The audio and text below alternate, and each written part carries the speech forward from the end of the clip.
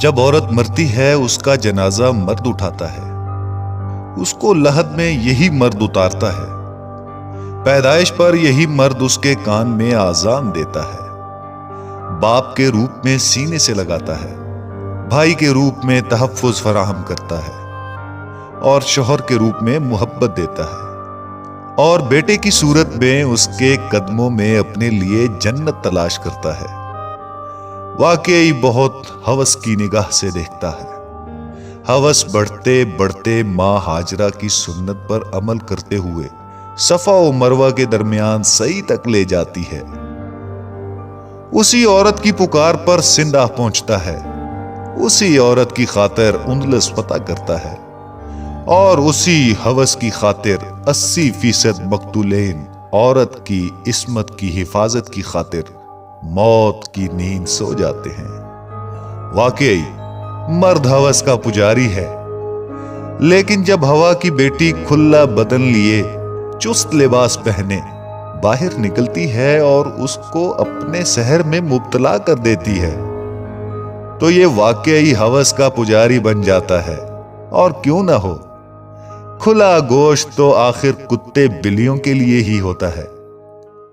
جب عورت گھر سے باہر ہوس کے پجاریوں کا ایمان خراب کرنے نکلتی ہے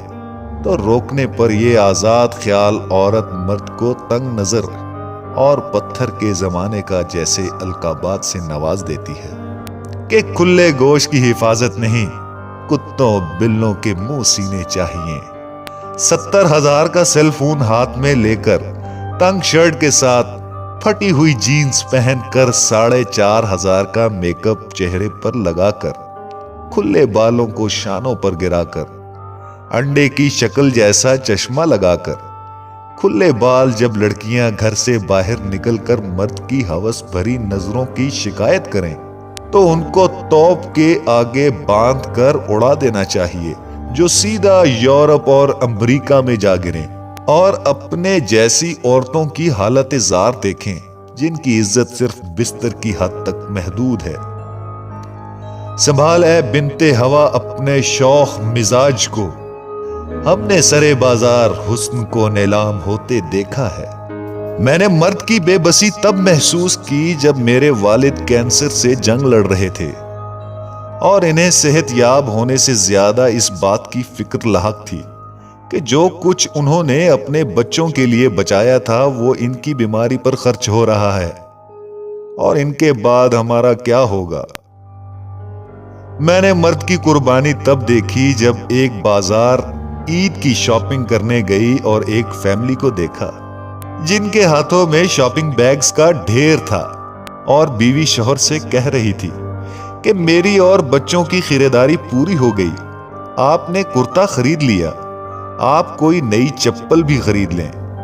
جس پر جواب آیا ضرورت ہی نہیں، پچھلے سال والی کون سی روز پہنی ہے جو خراب ہو گئی ہوگی، تم دیکھ لو اور کیا کیا لینا ہے، بعد میں اکیلے آ کر اس رش میں کچھ نہیں لے پاؤ گی، ابھی میں ساتھ ہوں، جو خریدنا ہے آج ہی خرید لو۔